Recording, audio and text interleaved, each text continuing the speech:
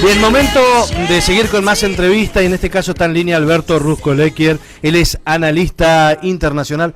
Alberto, ¿cómo te va? Te saluda Tata de este lado, bueno, está Laura, está Roberta también en la mesa. ¿Cómo estás? Buen día. ¿Qué tal? Buen día, Tata. Gracias por convocarme. Saludos también a las chicas, Laura y Roberta. ¿Cómo están? ¿Todo bien? Todo bien, muy bien, gracias, Alberto. Ya es la tercera vez que salís con nosotros, la segunda vez creo. Sí. Bueno, eso habla de que ustedes tienen demasiada paciencia conmigo. No, pero no, la última vez que... Creo que fueron 2 veces más y la verdad que estuvo muy interesante. Y bueno, el tema ahora es situación económica de las principales potencias y aliados, estamos hablando de los aliados comerciales de Argentina, sin dejar de lado situación de Estados Unidos también. Bueno, perfecto. Hay gente que quiere amargarse con las preguntas que como vos estás haciendo. Sí. Pero como vos empezaste el juego, te lo voy a seguir. Bueno, pero igual bueno, si querés maneras... hablamos de Michael Jackson, de Paul McCartney. Bueno, mira, sí. Vamos a ver un poquitito. La pandemia, por supuesto, implicó un cambio de paradigma desde el punto de vista económico. Sí. Esto es lo que se denomina en, digamos, acontecimientos internacionales, la teoría del cisne negro. El cisne negro es cuando es un hecho imprevisible que sucede fuera de toda imaginación, fuera de toda programación, que cambia total y completamente los planes que alguien podía tener. Sí. Y concretamente esta pandemia cambió a través de esta aparición todo el paradigma económico. Primero te quiero comentar que la pandemia económica vino de la mano ahora con la pandemia de coronavirus vino con una pandemia económica, que quiere decir de que la verdad que va a haber un decrecimiento del Producto Bruto Mundial de manera significativa. Por supuesto que este problema económico va a pegar de manera diferente a unos países con respecto a otros. Sí. Pero no solamente por el hecho de la cantidad de infectados o la cantidad de fallecidos, que por supuesto es un problema, sino simplemente en cuanto a qué espalda económica tiene un país previo a la pandemia con respecto a otro. Por ejemplo, a Suecia el golpe económico de la pandemia va a ser diferente que lo que va a ser, por ejemplo, digamos Haití o digamos Argentina. ¿Por qué te comento esto? Sí. Porque Argentina tenía su propia pandemia económica previo al coronavirus. La pandemia económica de Argentina, que es un país que si me tomo simplemente los últimos 11 años, Argentina no crece. Argentina tiene un Producto Bruto que es el mismo en los últimos 10 o 15 años. ¿Qué quiere decir? Que la población argentina crece aproximadamente el número de habitantes en el 1% anual. Si vos considerás que 11 o 12 años Argentina no creció económicamente, pero la población creció el 1 anual, te podés dar cuenta que cada vez que la misma cantidad de recursos se deben distribuir en mayor cantidad de personas. Esto de por sí habla de un empobrecimiento importante. Además, considera que Argentina, por su propia dinámica histórica, que sería motivo interesante para charlar por ahí en otra oportunidad, pero en las últimas décadas Argentina viene a contramano de la historia, por lo menos de las buenas prácticas económicas. ¿Qué quiere decir? Argentina es un país que pretende que el campo pueda sostener a toda la población. El campo, por ejemplo, es una actividad económica en Argentina importantísima, generadora de ingresos de divisas. Pero no sostener todo, digamos. Claro, pero vos no podés pedir que el campo, que puede dar trabajo, digamos, a 10 millones de habitantes, no más, directo o indirectamente, pueda mantener un país de 45 millones de habitantes. Acá Argentina siempre tuvo el criterio, yo siempre digo, Argentina es un país muy adolescente. ¿Viste los adolescentes que nunca se hacen cargo de sus problemas? Dicen que la culpa la tiene el otro.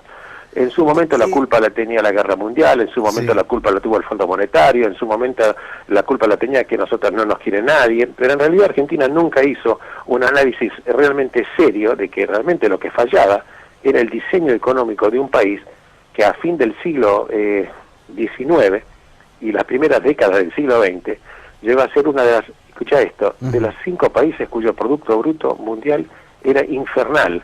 Estados Unidos tenía... Uno de los 5 países.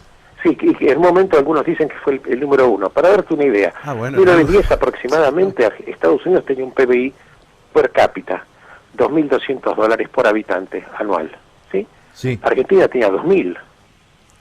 Argentina tenía 2.000. Hay diccionarios de esa época que dicen que Argentina, cuando ponías Argentina, dice el país que en los próximos años va a superar en Producto Bruto per cápita a Estados Unidos de Norteamérica. Pues escuchaste de lo que estamos hablando, ¿no?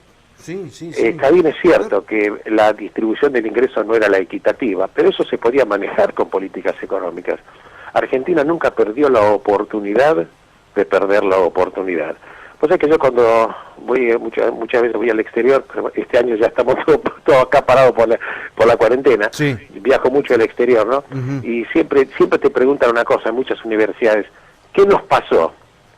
¿Qué nos pasó? Porque la verdad, porque Argentina es el único país que tiene un caso que se llama es el único caso del mundo que es un país desarrollado. Por ejemplo, hay países en el mundo que son desarrollados, hay otros que son pobres, hay otros que están en vías de desarrollo, pero Argentina es el único caso de un país desarrollado, un país que estuvo en un desarrollo enorme desde el punto de vista del crecimiento económico y se vino abajo como de una manera estrepitosa. Ahora, Alberto, antes que siga, digamos, porque me quedé con algo que dijiste en la mitad, o creo que fue al principio, donde dijiste pandemia y no cuarentena, por ejemplo, porque en muchos medios por ahí dicen, sí, pero el tema de la cuarentena, y otros dicen, no, pará, el problema económico tiene que ver con la pandemia, que en definitiva es como vos también decís, siempre echándole la culpa a otro.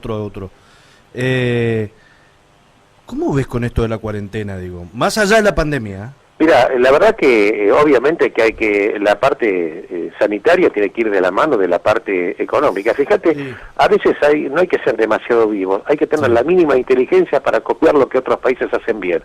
Por ejemplo, fíjate, Alemania constituyó un gran comité, Angela Merkel, una persona que más allá de la idea política que uno pueda tener, la verdad que es una cosa que permanecer más de 20 años en el poder en Alemania no es poca cosa, ¿eh? ¿La ponés número 1? Merkel. Sí, le pones a ella. Angela Merkel, por ejemplo. Entonces, ¿qué hizo? Un comité que incluye médicos, psicólogos, psiquiatras, economistas, sociólogos, ¿me entendés? Hace un comité multidisciplinario.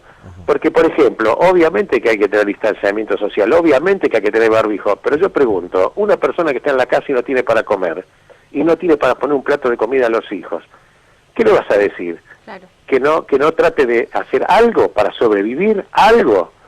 Vos no podés pretender que un mendrugo de pan, de algunos que les toca 10.000 pesos, puede el Estado de esa manera satisfacer la falta de trabajo. Claro, o sería maravilloso que el Estado te provea de todos los fondos y entonces vos te quedás en tu casa 3 meses, 4, y obviamente sería muy fácil resolver la cuarentena, pero lo que hace falta es una cuarentena flexible, Alberto, una cuarentena inteligente. Sí, y este comité interdisciplinario, ¿no?, que lo propone Angela Merkel en Alemania y todo eso, ¿tanto nos cuesta acá? ¿Sabes qué pasa? ¿Qué pasa? Argentina mira, yo te lo voy a decir con toda... Más allá de que la medida, que la cuarentena era una medida, el distanciamiento social era importante, Argentina es un país manejado por mediocres históricamente. Argentina es un país en el cual la mediocridad campea.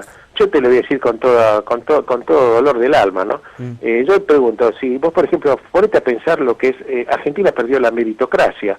Acá simplemente acceden a los cargos, a los ministerios, a las líneas en promedio de los supuestos técnicos, son, digamos, prebendas por punteros políticos. Hay muchas de personas que no calificarían ni siquiera para hacer una prueba de ortografía. Sí, hay personas que no soportarían una prueba de ortografía, de lenguaje, tiene un modelo de pensamiento estúpido. ¿Me entendés? Pero Argentina, esto viene hace años, Alberto. Argentina, ¿cómo te puedo decir? El mundo, digamos, la economía sabe lo que Argentina necesita para salir adelante. Lo que cualquier medida que hace falta imponer tiene su costo, porque la vida es como un restaurante, nadie se levanta sin pagar la cuenta. O sea, yo pregunto, esto no se puede, aquello no se puede, del otro no se puede políticamente, nada se puede políticamente. En consecuencia, como nada se pudo políticamente, yo pregunto, lo otro no se pudo, pero sí no se pudo evitar que hoy la pobreza mínima es un 45, camino a un 50 o 60, el desempleo posiblemente se duplique, el Producto Bruto caiga, quizás, algunos dicen 7%, yo creo que sí, yo creo que el efecto va a ser superior, quizás un 10% tranquilamente. Hablan de que Estados Unidos va a caer el Producto Bruto de un 15 a un 20%. ¿De qué estamos hablando acá? ¿De qué estamos hablando acá? Por eso te digo, Argentina es un país que no pierde la oportunidad de perder la oportunidad. Yo pregunto, un país que tiene un territorio inmenso, riquezas enormes, tenés campos petrolíferos, campos gasíferos, tenés algo maravilloso que es la segunda reserva mundial de litio, que es realmente como si fuera a tener mucho más que el petróleo, porque el mundo va hacia los autos eléctricos y los aparatos eléctricos. Pregunto, pero Alberto, somos tiene un país poca rico. Población, no tiene problemas climáticos, no tiene problemas de guerra. Sí. Si Argentina se hundió es por efecto de los políticos.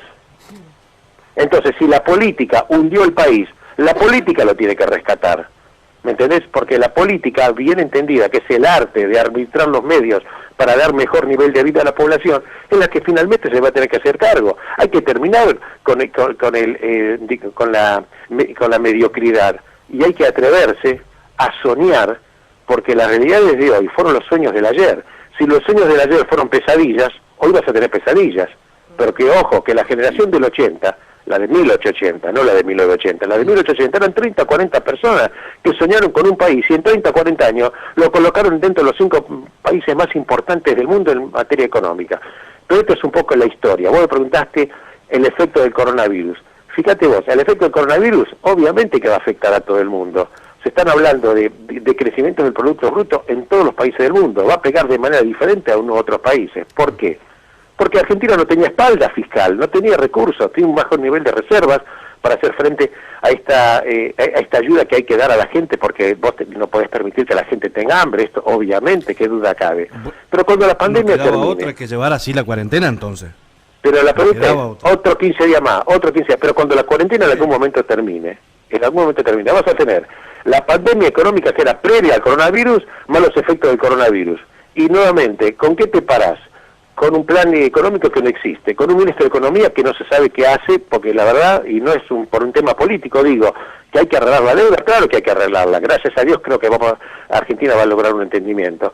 Pero pregunto, plan económico no se sabe, ¿cómo puede ser que un país no tenga un plan económico? ¿Cómo puede ser que un país no diseñe un plan para los próximos años? ¿Cómo puede ser que el país siempre siga siendo la misma pavada que venimos escuchando hace 30, 40, 50 años y que siempre es lo mismo y que nos quedamos después de decir el discurso sabiendo que no va a pasar absolutamente nada? Okay. Porque la única verdad, y te lo digo porque en mi estudio yo recibo consultas de muchísimas empresas, sí. Las empresas no vienen a consultarte por invertir dinero, vienen a consultarte cómo pueden hacer para achicar su dimensión y su exposición a un gobierno que ve cada vez más hambriento fiscalmente, porque el apetito fiscal, que es recaudar impuestos, es la única herramienta que tiene el gobierno frente a la falta de un plan económico. Alberto, ¿qué tal? Sí, te escucho, querida. Con respecto a Estados Unidos, si levantas un poquitito más el retorno, porque no te escucho bien. Sí, con respecto a Estados Unidos, toda esta situación que está sucediendo, manifestaciones violentas, el asesinato de esta persona afroamericana, tu percepción, digamos, ¿crees que es algo político? Bueno, me parece excelente tu pregunta. ¿Cuál es? ¿Sos Laura o Roberta? Laura. Laura, me parece excelente tu pregunta. Mira, Estados Unidos, para que la gente sepa, es un país que tiene el 4% de la población mundial, pero produce más del 20% de la riqueza mundial. ¿Sí? Repito, 4% de la población mundial, 320 millones de personas aproximadamente, que representa un PBI de más del 20% del Producto Bruto Mundial. Estamos hablando de algo importante. Esto es para tomar dimensión. Un país que en tamaño es el tercer país en su extensión territorial, 9.8 millones de kilómetros cuadrados. Lo concreto, que evidentemente Estados Unidos también viene, digamos, reformateando la sociedad de una manera un poco o bastante inequitativa, porque el sueño americano se terminó hace muchos años. Yo viví en Estados Unidos 5 años.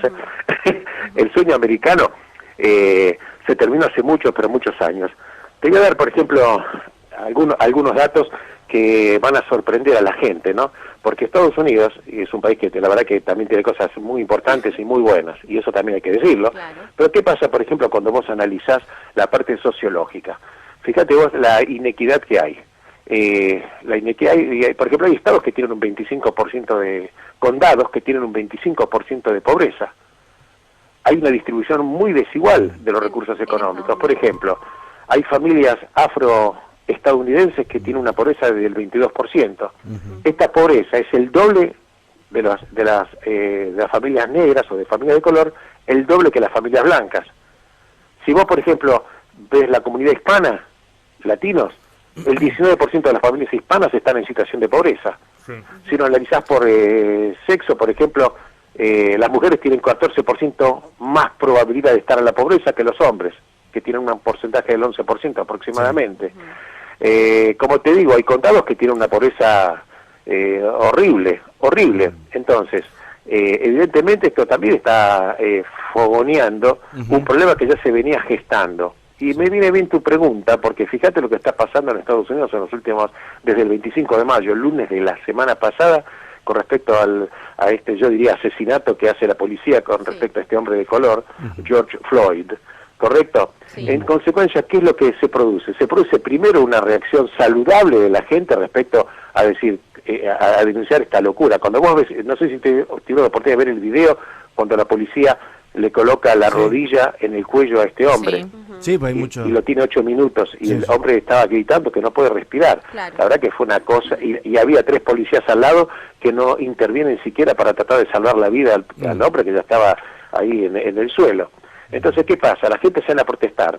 Ahora, cuando sale a protestar, afloran, viste, como una cloaca, cuando empieza el agua servida, empieza a venir un montón de cosas en ese agua. Entonces salieron a protestar con razón las personas para protestar contra la brutalidad policíaca, lo cual es correcto. Salieron también ladrones y saqueadores, porque la verdad, protestar contra la brutalidad no implica meterse en los locales de Gucci o de Apple para robarlos. Salieron también las personas a protestar por la desigualdad que hay en la sociedad norteamericana. Entonces, ¿cuántas cosas se afloraron respecto de este tema? Y esto también hace preguntarse cuál va a ser el... fíjate vos, Trump está amenazando con invocar lo que se denomina la ley, una ley de intervención militar. Es una ley que en realidad viene del año 1807, tiene 213 años de antigüedad, que faculta al Poder Ejecutivo a sacar el ejército para reprimir a la población civil. ¿Escuchaste esto, no? Es una ley de 1807. Bueno, hace 213 años. Entonces el presidente invoca esta ley, tiene que dar una advertencia a la población, un plazo determinado, en cuyo caso estaría posibilitado él de sacar el ejército a la calle. Creo que no hay antecedente que el presidente se haya tenido que esconder ayer en los túneles de la Casa Blanca, esos túneles secretos que son refugios casi antinucleares, porque un montón de personal del servicio secreto norteamericano fuera de la Casa Blanca, cerca de 50 personas, fueron agredidos por las manifestantes. Frente a la Casa Blanca han quemado una bandera norteamericana, casi impensable. La Casa Blanca apagó las luces. Es un criterio que se apaga cuando hay la muerte de un presidente norteamericano. Es algo, son hechos simbólicos, pero que expresan una sociedad americana que está muy resquebrajada, muy endeble, muy vulnerable. Esto es lo que estamos teniendo. Claro, recordar que en noviembre de este año va a haber elecciones de presidente norteamericano. 3 meses atrás, casi no había ninguna duda que Trump era prácticamente, las encuestas daban que era lo más probable que iba a ser reelegido en la cadencia. Pero vos fíjate, Estados Unidos le tardó 10 años para generar millones de puestos de trabajo. En 3 meses de pandemia, destruyó más de 20 millones de puestos de trabajo, que eran los puestos que se habían creado en 10 años. La pandemia económica provocó despidos, repito, en 3 meses, y desempleo, y esto se sabe porque ahí cuando estás desempleado vas a cobrar por 6 meses el seguro.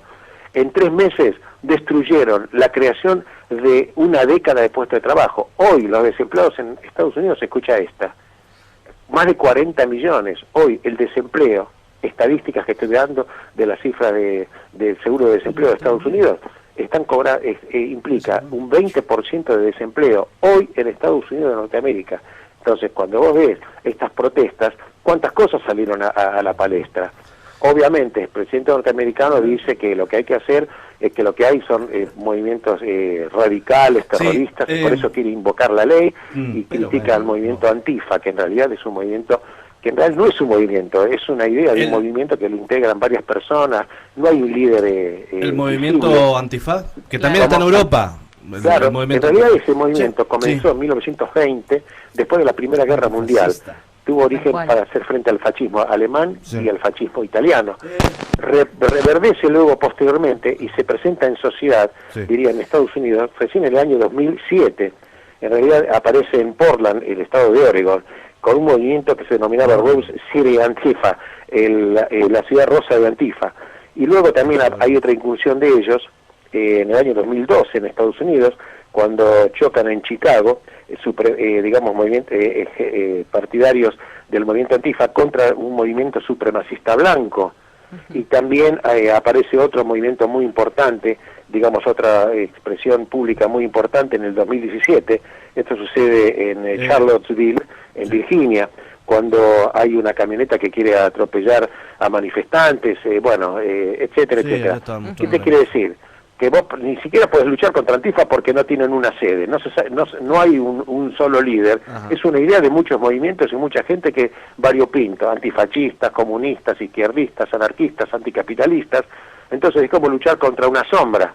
Claro. La verdad, a esto se está enfrentando. Estados Unidos tiene su propia dinámica, pero vos fíjate, la parte económica en Europa fue diferente en Noruega, fue diferente en Suiza, países ordenados económicamente totalmente, obviamente. Claro, Italia ya venía con su crisis, pero el efecto de Europa no va a ser lo mismo que el efecto que si bien va a sufrir. Pero Europa, por ejemplo, la Unión Europea ya votó en Bélgica, en Bruselas, un paquete de ayuda de 750.000 millones de euros para hacer frente a la ayuda a los países europeos como efecto de la pandemia. Claro. Estados Unidos, antes del movimiento de la última semana, ya había votado 2,2 billones de dólares. Cada billón en Estados Unidos no es 1.000 millones, es 1.000.000 de millones. O sea, las cifras de ayuda van a ser gigantescas. ¿Cómo va a llegar, cómo se va a repartir es otra historia? Pero Argentina, que también está tratando de hacer un esfuerzo, fíjate que está tratando de luchar con un escarbadiente frente a un elefante.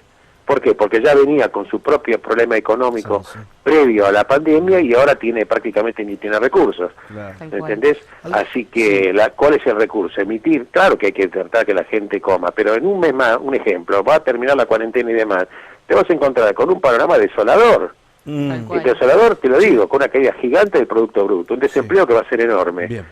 Gente que no quiere invertir, ¿qué va a ser? Ya el recurso de la presión fiscal, ¿a quién van a engañar? ¿A quién le vas a seguir cobrando impuestos? Ahora quieren vender como pececito de colores el impuesto a las grandes fortunas. El impuesto a las grandes fortunas, aunque se lograre cobrar, van a ser 3.000 millones de dólares. Argentina tuvo en el primer cuatrimestre de este año un déficit fiscal de 1,3% del Producto Bruto, que tuvo es que prácticamente el doble de lo que va a recaudar con ese impuesto. ¿Qué quiere decir? Como decía Ortega y Gasset, argentinos a las cosas. Lo que hay que hacer, volver a soñar, tener un plan, tener sueños y saber que las cosas se van a tener que hacer con dolor. No hay almuerzo gratis. Yo, por ejemplo, viajo mucho alrededor del mundo permanentemente. Estuve hace 2 años en Corea. Estuve en Corea del Sur. No pude entrar a Corea del Norte porque me querían poner una cantidad de requisitos que no me dejaban visitar las cosas que yo quería, entonces no entré. Pero en Corea del Sur, por ejemplo, ellos dicen, nosotros del año 1950 a 1953 hemos luchado una guerra con más de 3 millones de muertos. Hasta que en el año 70 éramos tan pobres que nos dimos cuenta que si seguíamos así íbamos a seguir más pobres, más pobres, más pobres. Y tuvimos que empezar a cambiar nuestro enfoque social y nuestro enfoque económico, sabiendo que quizás nosotros o nuestros hijos no lo iban a ver, pero nuestros nietos iban a ver el futuro. Y hoy Corea del Norte es una de las 8 economías más importantes del mundo. Hoy la están viendo. ¿Cómo? Que hoy la están viendo, digo, que en aquel pero momento... Claro que sí. Ahora, vos sabés que Corea del Sur tiene un territorio de 100.000 kilómetros cuadrados nada más. 100.000 kilómetros cuadrados nada más. Y tiene 50 millones de habitantes en 100.000 kilómetros cuadrados. Recursos naturales, ninguno. Bueno, viste. Japón, 2 bombas nucleares, 1945, Hiroshima y Nagasaki, estuve ahí de una charla. Vos no podés creer lo que es Japón, porque una cosa es saber que es desarrollado, pero te digo la verdad, entonces vos decís, ¿cómo puede ser esto? ¿Cómo puede ser?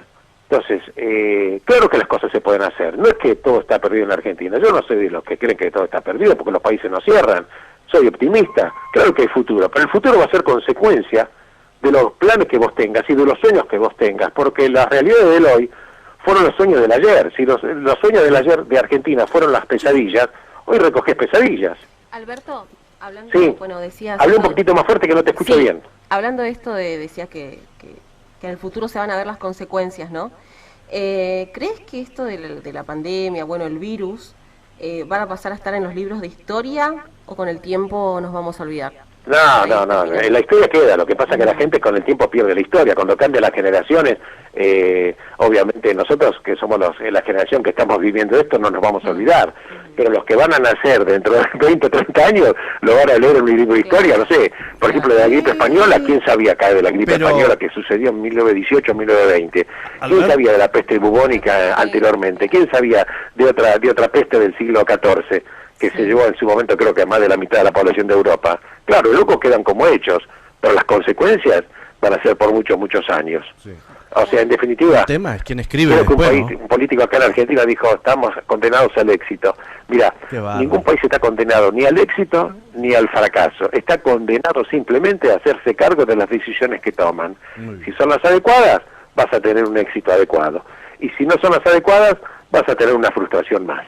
Tal cual. Alberto, Roberta te saluda. Roberta, ¿qué tal? ¿Cómo te va? Muy bien, ¿vos? Bien, querida. Bueno, pues ustedes me quisieron hacer hablar, yo me dedico a hablar. Que sí. Y por eso mismo te quiero preguntar si existe un paralelo entre esta crisis y la Gran Depresión, por ejemplo, de 1930. ¿Me repetí la pregunta que no te escuché bien? Sí, existe un paralelo entre esta crisis y la Gran Depresión de 1930. Mira, algunas cosas son parecidas. Por ejemplo, en realidad la crisis del año 30, o lo que llama algunos dicen 1929, porque empezó en el 29, se prolongó hasta el 30, con esa famosa foto de gente que vos sabés que iba al Empire State, de los edificios se tiraba y se suicidaba. Sí, ¿Por qué? Porque todo el mundo tenía casi todos los ahorros comprando acciones. Entonces, cuando la bolsa empezó a caer, vos en vez de tener siempre $100 de capital pasaste a tener 20, pasaste a tener nada, entonces no podías pagar las deudas bancarias porque mucha gente tomaba deuda bancaria a una tasa baja para comprar acciones en la bolsa. Como las acciones subían más que el interés, todo el mundo creyó vivía en una burbuja. Cuando esto se pinchó, claro, la consecuencia, claro que tuvo elementos muy fuertes. La pregunta tuya es muy buena porque, si bien es cierto que la depresión del 29 tuvo un efecto mundial, esto de la pandemia también tiene un efecto mundial. Claro. Lo que todavía no se sabe de esto todavía, porque para la historia prácticamente no hay manera todavía de sacar una conclusión. No se sabe el agujero económico que va a suceder en términos de Producto Bruto mundial. Por ejemplo, digamos, el Banco Mundial dice que el efecto del Producto Bruto Mundial, el Producto Bruto Mundial va a caer el 3%. Ahora, una cosa es que caiga el 3, otra cosa es que caiga el 5. Creo que va a tener un efecto devastador esto, muy importante. ¿Y sabes por qué te digo, Roberta? Porque si algunos dicen que Estados Unidos llega a caer el Producto Bruto al 20%, el 20% de un país que ya de por sí es más del 20% del Producto Bruto Mundial, va a ser un efecto gigantesco. Posiblemente, por lo menos para tratar de acercar una idea a tu pregunta, diría que va a ser de consecuencias tan enormes o no menos graves que la que tuvo la depresión del 1929 o 30. Alberto, me quedé pensando en algo que dijiste hoy que tenía que ver con el sueño americano, que bueno, es verdad, terminó hace muchos años, pero da rating, ¿eh? No, claro, sí, no. Pero yo tengo que ir a Estados Unidos, yo no fui como antes que siga, Alberto, de una empresa grande, nada más. Antes que sigas, la ironía que hago es, ¿por qué digo dar rating? Porque acá tenemos un Luis Espinosa, que también es como un Floyd en Estados Unidos, y la situación en Argentina. Tenemos un Luis Espinosa que también fue víctima y asesinado por violencia policial, y otros tantos Luis Espinosa que quedaron, que no sé, y problemas económicos también y todo eso, pero digo, vende más el sueño americano. Y lo que pasa en los medios, te digo, ¿no? No, pero obviamente vos te den cuenta que lo que pasa quizás en la potencia más grande del mundo es un tema, si pasa algo tremendo, por ejemplo, en otros países importantes desde el punto de vista de tamaño, de su presencia, claro que tiene más publicidad desde el punto de vista en los medios internacionales. Acá, viste, nosotros, la verdad que los argentinos a veces sabemos poco lo que estamos estamos acá en la ciudad, en la capital, de lo que pasa, por ejemplo, por ahí en Catamarca. Esta es la verdad. Y lo digo con tristeza, pero sí, es verdad, tiene rating cuando, por ejemplo, muchos titulares de los medios internacionales decía, sueño americano se cae, está incendiándose. La verdad que el sueño americano en sí, de que vos ibas a Estados Unidos y te ibas a hacer millonario, ibas a tener... Bueno, eso se terminó hace rato, ¿me entendés lo que te digo? Sí. Porque la verdad que la gente es más millonaria en cuanto a los sueños que tiene que en cuanto a las realidades que puede cosechar. pero no lo Es digo así. como crítica a Estados Unidos, porque todos los países tienen sus cosas buenas y sus cosas malas. Sí. ¿Me captás lo que te digo? Sí. También es cierto que cuando vos, por ejemplo, hay que entender que estamos viviendo, independientemente de Estados Unidos, lo que se denomina la cuarta revolución industrial. La cuarta revolución industrial es una revolución que va a dejar, disculpame la expresión, en pelotas, prácticamente a un montón de poblaciones en todos los países del mundo. ¿Por qué? Porque lo que se viene es la revolución de la inteligencia artificial. Con lo cual, por ejemplo, la lucha de Estados Unidos, si tenés unos minutos más te lo comento, si no, depende de ustedes A ver, del tiempo. tenemos... ¿Cuál es la lucha de 5 Estados minutos, Unidos con 5 China? minutos, Alberto, sí. ¿Cuál es la lucha grande que Estados Unidos tiene con China? Hablábamos de los mercados, sí, es verdad, pero en realidad un tema fundamental, básico, es el tema de la tecnología del 5G. Que de esto la gente Del sabe- 5G. 5G, Sí. que no es el teléfono que en vez de 4G va a ser el 5G, que vas a tener un modelo más rápido, siempre es más rápido. El 5G abre una puerta, escúchenme chicos, abre una puerta totalmente a un paradigma tecnológico totalmente diferente, porque es una tecnología mediante la cual las máquinas manejan a las máquinas, mediante la cual las máquinas le dan órdenes a las máquinas. Es no solamente el teléfono es un detalle. Esa tecnología es la que permite, por ejemplo, manejar los coches eléctricos, esa tecnología es la que permite manejar, disparar unos misiles, esa tecnología va a manejar, vender o comprar acciones en la bolsa, esa tecnología va a manejar absolutamente todo. Las máquinas le van a dar órdenes a las máquinas. Ahora bien, China, a través de Huawei, que es una empresa grande, está muy adelantado en esta tecnología, muy adelantado. Y trata de incorporar que la red del 5G sea de la tecnología china. Estados Unidos está un poquito más atrasada en esta norma americana, pero ¿por qué se están peleando? Por ejemplo, China trató de convencer a Inglaterra de que la tecnología del 5G sea la tecnología china. ¿Y qué le dijo a Estados Unidos? Ojo, que si ustedes llegan a adoptar la tecnología 5G china, olvídense de compartir información de inteligencia con la CIA. ¿Por qué? Comienzan los aprietes. No los apriete. Que Sí, pero si la ya tecnología viste, 5G de Inglaterra es la de las chinas, la tecnología 5G de China espía la información que va a recibir Inglaterra respecto de la CIA. Entonces dice, nosotros no vamos a comprometer nuestra seguridad nacional porque ustedes utilizan una tecnología cuya gobernanza viene tecnológicamente de China, que van a saber exactamente en tiempo real qué informaciones se están compartiendo.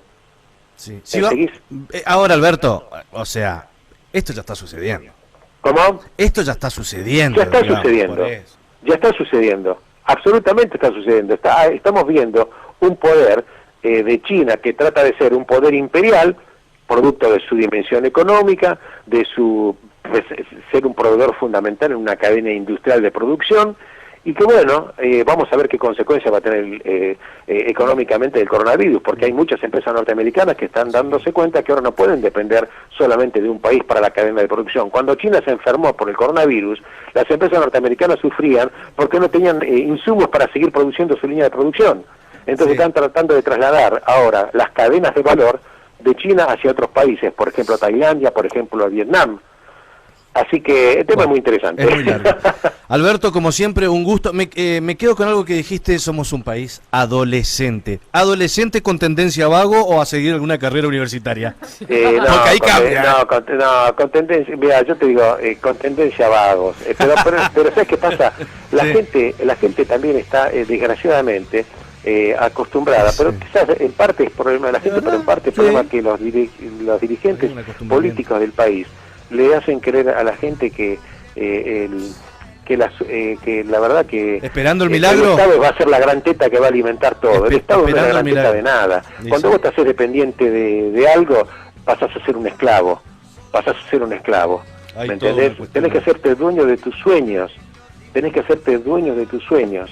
Porque es la única manera. Porque, insisto, los países que tienen futuro son los que se atreven a ponerse de pie y se atreven a soñar. Alberto, como siempre, un placer, un gusto. Un abrazo, Tato, cariño a Laura, a Roberto y gracias a todo el equipo por convocarme. En cualquier momento a la disposición de ustedes. Sí, señor. Abrazos. Un abrazo grande. Chao. Alberto Ruskelequier, él es analista internacional y pasó por Multimañanas.